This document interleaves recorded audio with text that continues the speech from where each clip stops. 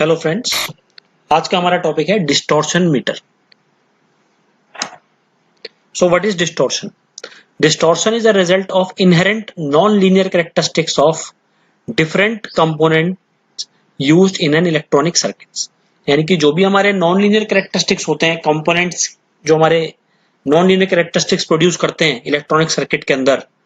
Electronic circuit जब हम बनाते हैं तो उसके अंदर जो भी हम कंपोनेंट्स लगाते हैं, जब ऑपरेट करते टाइम उन कंपोनेंट्स से हमें नॉन लीनियर कैरेक्टरिस्टिक्स मिलते हैं। ठीक है, inherent non linear characteristics basically. तो वो क्या होते हैं? हमारे डिस्टॉर्शन होते हैं। डिस्टॉर्शन एक तरीके का नॉइस होता है, अनवांटेड सिग्नल होता है बेसिकली, जो कि हमें नहीं चाहिए होता है। डिस्टॉर्शन हमें नहीं चाहिए होता है क्योंकि ये ओरिजिनल सिग्नल को क्या करता है, ये खराब करता है, उसे डिस्टॉर्ट करता है। ठीक है, उसके अंदर इम्प्योरिटीज लेके आता है बेसिकली। तो non linear behaviour of circuit element introduce harmonics, यानी कि जो सर्किट एलिमेंट का नॉन लीनियर बिहेवियर होता है वो उसमें हार्मोनिक्स इंट्रोड्यूस करता है, और आउटपुट वेवफॉर्म जो होता है उसको, जो रिजल्ट होता है, जो आउटपुट वेवफॉर्म हमें मिलती है वो खराब करके देता है, वो हमें डिस्टॉर्टेड देता है। तो उसको हम बोलते हैं हार्मोनिक डिस्टॉर्शन।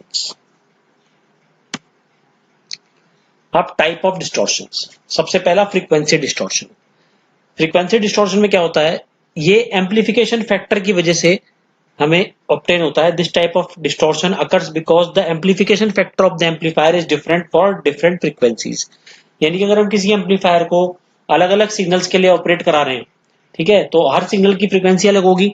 ठीक है, और हर सिग्नल की फ्रीक्वेंसी अलग होगी और हर सिग्नल के लिए एम्पलीफिकेशन फैक्टर भी अलग होना चाहिए। लेकिन क्योंकि हम कॉमन एम्पलीफायर से हर सिग्नल को पास कराते हैं तो एक डिस्टॉर्शन आता है जिसे हम बोलते हैं फ्रीक्वेंसी डिस्टॉर्शन। वो उसकी फ्रीक्वेंसी की वजह से होता है, डिफरेंट फ्रीक्वेंसीज की वजह से होता है। क्योंकि जो फ्रीक्वेंसी के लिए, जो पर्टिकुलर फ्रीक्वेंसी के लिए जो एम्पलीफिकेशन फैक्टर हमने सेट किया हुआ है, उस फ्रीक्वेंसी से इधर उधर अगर हमें कोई फ्रीक्वेंसी मिलती है तो उसमें एक डिस्टॉर्शन प्रोड्यूस होता है जिसे हम बोलते हैं फ्रीक्वेंसी डिस्टॉर्शन। नेक्स्ट है phase distortion. This distortion occur on account of energy storage element in the system which cause the output signal to be displaced in the phase within the input signal। यानी कि अगर हमारे circuit में कुछ ऐसे element हैं जो कि एनर्जी स्टोर कर सकते हैं, जैसे कि कैपेसिटर, इंडक्टर, तो इस तरीके के एलिमेंट क्या करते हैं, हमारे इनपुट सिग्नल का जो है वो फेस चेंज कर देते हैं। ठीक है, जिसकी वजह से क्या होता है, आउटपुट सिग्नल हमारा डिस्टॉर्टेड हमें मिलता है। तो इस तरीके का जो डिस्टॉर्शन होता है वो हमारा कैसा डिस्टॉर्शन कहलाता है, वो कहलाता है हमारा फेज डिस्टॉर्शन। नेक्स्ट है हमारा amplitude distortion. Harmonic distortion occur due to the fact that the amplifier generates harmonics of the fundamental of the input signal। यानी कि ये सबको पता है कि जो हमारा एम्पलीफायर होता है वो हार्मोनिक्स जनरेट करता है। ठीक है, एम्पलीट्यूड की फॉर्म में हार्मोनिक्स जनरेट करता है फंडामेंटल सिग्नल जो इनपुट होता है हमारा उसके लिए। तो इस तरीके के जो हमारे डिस्टॉर्शन होते हैं जो एम्पलीट्यूड को इफेक्ट करते हैं, सिग्नल के एम्पलीट्यूड को जो इफेक्ट करते हैं, वो बेसिकली हमारे क्या कहलाते हैं, एम्पलीट्यूड डिस्टॉर्शन कहलाता है। तो तीन तरीके के हमारे डिस्टॉर्शन हुए। फ्रीक्वेंसी डिस्टॉर्शन, यानी कि सिग्नल की फ्रीक्वेंसी में अगर कोई चेंज आता है तो उसे बोलते हैं फ्रीक्वेंसी डिस्टॉर्शन। आउटपुट साइड में अगर कोई चेंज आता है, अगर सिग्नल के फेज में कोई चेंज आ जाता है आउटपुट पे, तो हम उसे बोलते हैं फेज डिस्टॉर्शन। अगर सिग्नल के एम्पलीट्यूड में चेंजेस आते हैं, इनहेरेंट चेंज आते हैं, नॉन लीनियर चेंजेस आते हैं, तो उसे हम बोलते हैं एम्पलीट्यूड डिस्टॉर्शन। नेक्स्ट है हमारा intermodulation distortion. This type of distortion occurs as a consequence of interaction of heterodyning of two frequencies giving an output which is sum or difference of two original frequencies। यानी कि अगर हम दो signals की हेट्रोडाइनिंग कर रहे हैं, इंटरेक्शन करा रहे हैं, ठीक है, तो उन फ्रीक्वेंसीज की वजह से जो हमारा प्रॉब्लम आती है, जो हमारा हिंड्रेंस, जो हमारी डिस्टॉर्शन प्रोड्यूस होती हैं, उसको हम बोलते हैं इंटरमॉड्यूलेशन डिस्टॉर्शन। यानी इंटरमॉड्यूलेशन का मतलब यही है कि अगर हम एक या एक से ज्यादा सिग्नल को जो हम एक दूसरे के ऊपर सुपर इम्पोज करा रहे हैं, भले उसका एडिशन करने के लिए या उसका सब्सट्रैक्शन करने के लिए या फिर कोई ऑपरेशन करने के लिए, तो उसको हम क्या बोलते हैं, उस प्रकार के ऑपरेशन में अगर कोई डिस्टॉर्शन पैदा होता है उसे हम बोलते हैं इंटरमॉड्यूलेशन डिस्टॉर्शन। नेक्स्ट है हमारा crossover distortion. This distortion occur in push pull amplifier on account of incorrect bias level.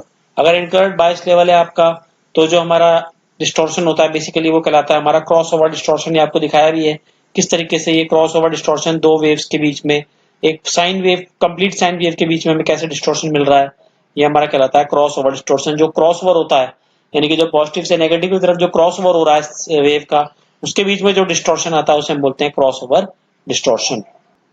ये हमारा ब्लॉक डायग्राम है हार्मोनिक डिस्टॉर्शन को एनालाइज करने के लिए। तो इसमें देखिए क्या होता है, दो है हमारे ऊपर जो वाला बना है ए वाला, ये हमारा मैनुअल है और दूसरा जो बी है ये हमारा ऑटोमेटिक है। तो इसमें क्या होता है, the signal source with very low harmonic distortion is fed to amplifier under test, यानी कि जो एम्पलीफायर जिसका हमें डिस्टॉर्शन टेस्ट करना है, हार्मोनिक डिस्टॉर्शन, उसके क्रॉस से हम सोर्स सिग्नल की हेल्प से एक बहुत ही लो डिस्टॉर्टेड सिग्नल जिसकी डिस्टॉर्शन, हार्मोनिक डिस्टॉर्शन बहुत लो होगा, उसे हम इसमें भेजते हैं।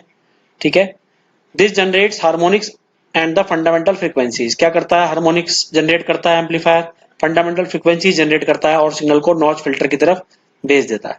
The notch filter removes the fundamental frequency. Notch filter क्या करता है, फंडामेंटल फ्रीक्वेंसी को रिमूव कर देता है। ठीक है, ठीक है, इसमें क्या होता है, इन फिगर ए या पहली फिगर में देखिए, firstly the switch is connected manually to position 1, यानी कि पोजीशन 1 से कनेक्ट होगा सबसे पहले। ठीक है, और and the fundamental and the harmonics is measured. यहाँ पे क्या होगा, जैसे इससे कनेक्ट होगा यहाँ पे इस पॉइंट पे, क्योंकि दोनों ही चीजें आ रही हैं, फंडामेंटल और हार्मोनिक्स दोनों चीजें इस पॉइंट पे हमें मिलेंगी नॉच फिल्टर से पहले वाले स्टेज पे। तो हमें 1 पॉइंट जैसे स्विच कनेक्ट होगा तो फंडामेंटल और हार्मोनिक्स दोनों मिल जाएंगे हमें। ठीक है, इसे बोलेंगे हम ईटी। ठीक है, अब जैसे ही इसको हम 2 पे कनेक्ट करेंगे तो नॉच फिल्टर से हमारे जो फंडामेंटल था, वो जो फ्रीक्वेंसीज थी वो रिमूव हो जाएंगी, सिर्फ हार्मोनिक्स रह जाएंगी। तो यहाँ पे हमें सिर्फ हार्मोनिक्स मिलेगी। ठीक है, तो हार्मोनिक्स हमें एक पॉइंट पे हमें हार्मोनिक्स मिलेगी, एक पॉइंट पे फंडामेंटल फ्रीक्वेंसीज और हार्मोनिक्स दोनों मिलेंगी। तो इन दोनों का डिफरेंस हम कैलकुलेट कर सकते हैं। कैसे, इनका डिफरेंस हम कैलकुलेट करेंगे, total harmonic distortion is equal to E T upon E H. ठीक है, तो ये होगा आपका, ये ईटी होगा आपका फंडामेंटल एंड हार्मोनिक्स दोनों होंगे इसमें, ईएच आपका ओनली हार्मोनिक्स होगा। ठीक है, ईटी अपॉन ईएच इंटू 100 करके हम इसकी परसेंटेज जो होगी हमारी हार्मोनिक्स की परसेंटेज, वो हम इससे एनालाइज कर सकते हैं। इसी तरीके से जो हमारा सेकंड वाला है, इसमें आप देखिए सेम है, लेकिन बस यहाँ पे हमने 2 स्विचेस की जगह 2 आरएमएस डिटेक्टर लगा दिए हैं। आरएमएस डिटेक्टर जो नीचे वाला है, ये जो है फंडामेंटल और हार्मोनिक्स को दोनों को डिटेक्ट करेगा, और ऊपर वाला सिर्फ हार्मोनिक्स को डिटेक्ट करेगा। और इन दोनों का रेशियो, इस रेशियो वाले बॉक्स में जो हमारा सेटअप है वो रेशियो दोनों का देगा, और रेशियो यहाँ पे इंडिकेटर में हमारा रेशियो की हेल्प से परसेंटेज हार्मोनिक्स का डिस्प्ले हो जाएगा। तो इस तरीके से हमारा हार्मोनिक डिस्टॉर्शन एनालाइजर वर्क करेगा मैनुअल और ऑटोमेटिक मोड में। अगर आपको ये वीडियो पसंद आई हो, चैनल आपको पसंद आया, तो आप बेल आइकन दबा के इसे सब्सक्राइब कर सकते हैं। Thank you.